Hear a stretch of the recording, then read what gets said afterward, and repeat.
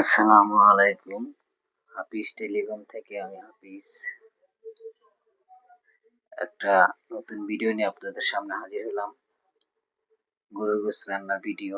গরুর গোশতটা দেখেন কিভাবে রান্না করতেছি। প্রথমত দোয়া কোটা এটা দেখলেন। আমার এই চ্যানেলটা যদি ইউটিউব থেকে আপনারা দেখেন তাহলে সাবস্ক্রাইব করে দিয়েন, একটা লাইক করে দিয়েন, কমেন্ট করেন সুন্দর। আর যদি ফেসবুক থেকে দেখেন তাহলে ফলো দিয়েন, লাইক কমেন্ট শেয়ার করে দিয়েন।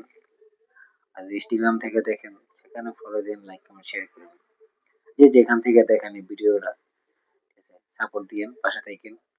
কারণ আপনাদের একটা লাইকে একটা ভিডিও করা আগ্রহ জাগে। আর যদি লাইক কমেন্ট না হয় তাহলে ভিডিও করা মজা পাই না। ঠিক আছে, পাশে থাকেন।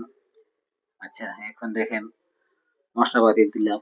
ঠিক আছে, এই একটু ধনিয়ার গুঁড়া, তারপরে মরিচের গুঁড়া, একটু হলুদের গুঁড়া দিয়ে দিলাম।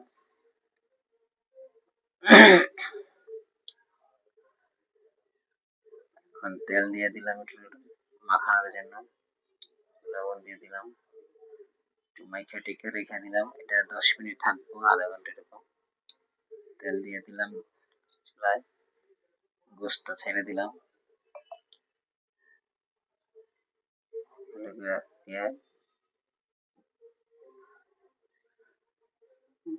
ডাইকা দেই, ডাইকা দিলাম।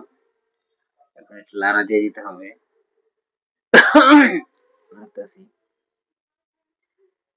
কারেন্ট ছিল না ভাই, এই জন্য গ্যাসের চুলায় বসেছেন। কারেন্ট আসতে পরে এখন আবার কারেন্টের চুলায় দিছি, বুঝছেন।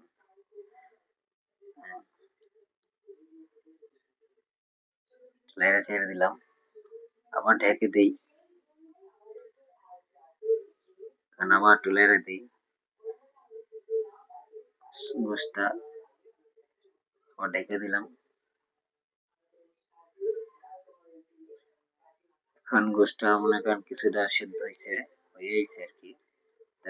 এর পাশে আলু দিতে হবে, আলুগুলো দিয়ে দিলাম।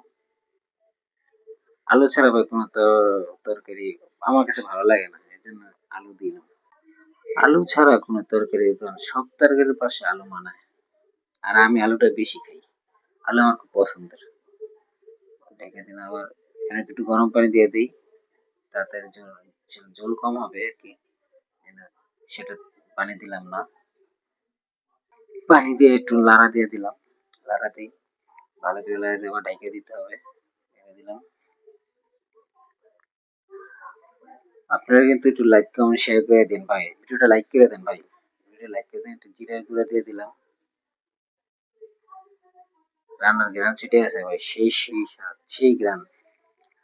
সবাই একটু লাইক কমেন্ট শেয়ার করে দিন। আবার একটু ঢেকে দিই।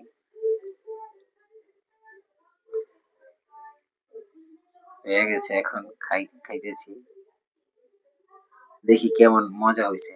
সবাই ভিডিওটা লাইক কমেন্ট শেয়ার করে দেন ভাই, একটা লাইক দিন, সুন্দর একটা কমেন্ট করেন, আর সাবস্ক্রাইব করে দেন চ্যানেলটা। আহ, টেস্ট টেস্ট হয়েছে, নরম হয়ে গেছে গোশতটা। খুব মজা। ভালো থাকেন।